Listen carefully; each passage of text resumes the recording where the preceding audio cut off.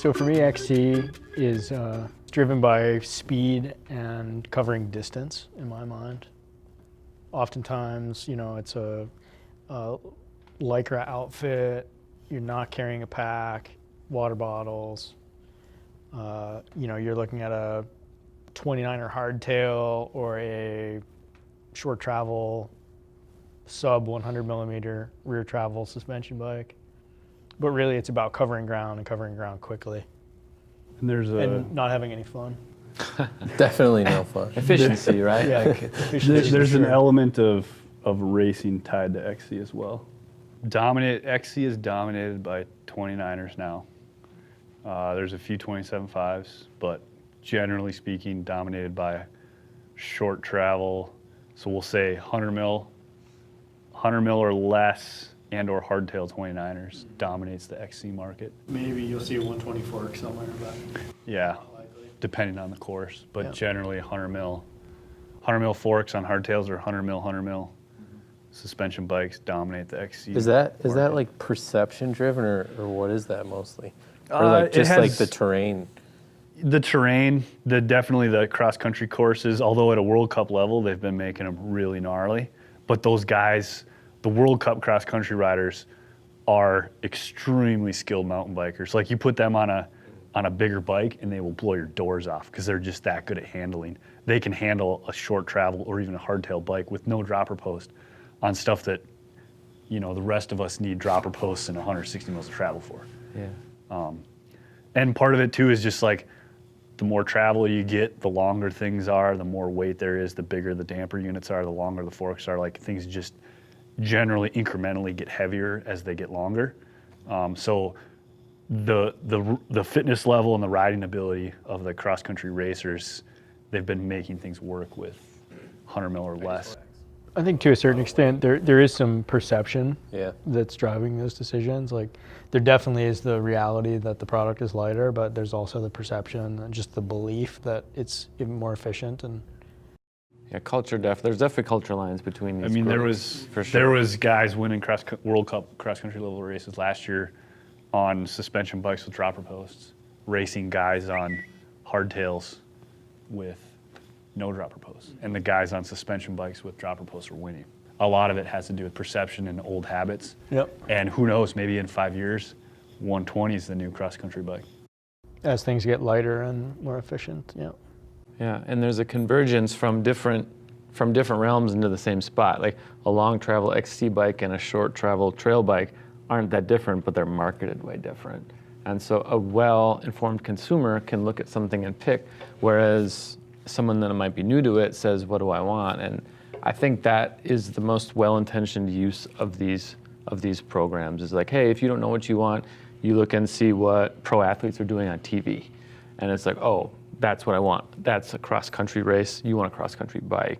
And I know that people blame and throw marketing under the bus for saying like, oh, you're creating all these genres. But I think they're trying to help, and it helps people get started. And as you get to know the difference between a 160 travel trail bike and a 140 millimeter enduro bike, it's like, oh yeah, that's what I want because this is the way I ride and this is the trail I have, you know? XC has really become more specialized than it ever used to be. It used to cover a broad range of users. And now, if you got an XC race bike, it's an XC race bike. And then everything else is considered trail or all mountain. Yeah, we're almost doing ourselves a disservice by not breaking trail into trail and short travel trail. Well, and that's the new thing too, short travel trail. Yeah. What's an XC rider look like? Lycra, Tan, Definitely. very tan. Spandex. because they put a lot of miles in. Not a lot of body hair. Yeah, in some cases, yeah. Hey, that's cool. There's a lot of weekend warriors though. Yeah. People that are, you know, on the Tuesday night or whatever Wednesday night race series. People that are driven, motivated, have a penchant for fitness. Competitive spirit. Competition. Lots of pedaling. They just want to crush you uphill. Hills, Yeah. uphills. And they want you to know. There's a that- lot of pride put on your fitness and your ability to climb because you can make up so much time in a cross-country setting. But I think you get riders from both ends. you get riders that are highly fitness driven and what I like to call is off-roadies. Yep. They're legs and lungs and maybe not so much skill. Mm-hmm. But then, to be fair, you also have mountain bikers who are skilled bike handlers in the woods. They know how to negotiate rocks and logs and stuff. But they're also fitness minded. They're hammers. Yep. You know, some of the fastest guys I know, some of the most skilled guys I know are also the fastest guys I know. Mm-hmm. And so you really get a good cross section of people, Mm-hmm. but very competitive. A lot of people that race cross country on the regular Yeah. that I know are highly motivated Yeah. individuals. Yeah, Lots and of water bottles. I think there's just a lot of like things are specific and purchased for like a single thing. Like when I think about some of the other categories and like casual wear, like they've got a kit that they race in. They've got like clothes there's for that. They're probably not running flat pedals. You know, like everything has a purpose. Heart rate monitors, Yeah, they want to keep track of cycling that. computers. Garmin's They like to computers. geek out about Data. time and Data. distance. Data for Yeah. sure. Care about data. and for sure. suffering, like for sure. Like the harder the course, usually like the challenge, you know, and that's what the main competition is rather than carrying speed. It's like pedaling, putting out power. Yeah. And that can range from everything from short track to, 100-mile endurance events Yeah, or the 24-hour races of old. Yeah, there's even that subgenre of cross country. There's the short stuff, the lap stuff, the hour time stuff, and then there's the endurance side of things too, which And is it's what's in the Olympics. That's the Yeah. Olympic mountain biking, and Sure. watching them do what they do with their seats that high up is pretty amazing to me. You know, it's pretty Skill, gnarly. man. No, Yeah. no dropper post in XC. No, Yeah. not a lot yet. Yeah.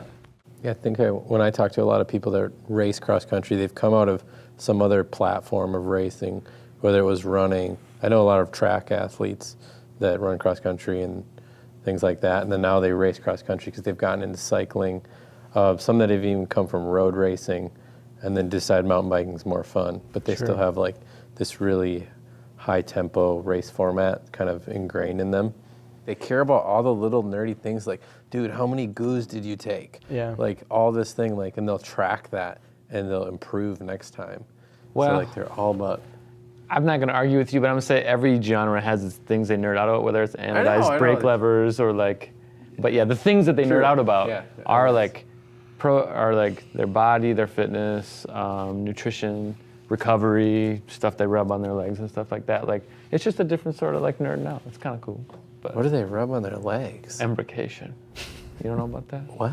Oh yeah. like icy hot, bro. Oh Yeah. yeah, it's good stuff. Makes you fast.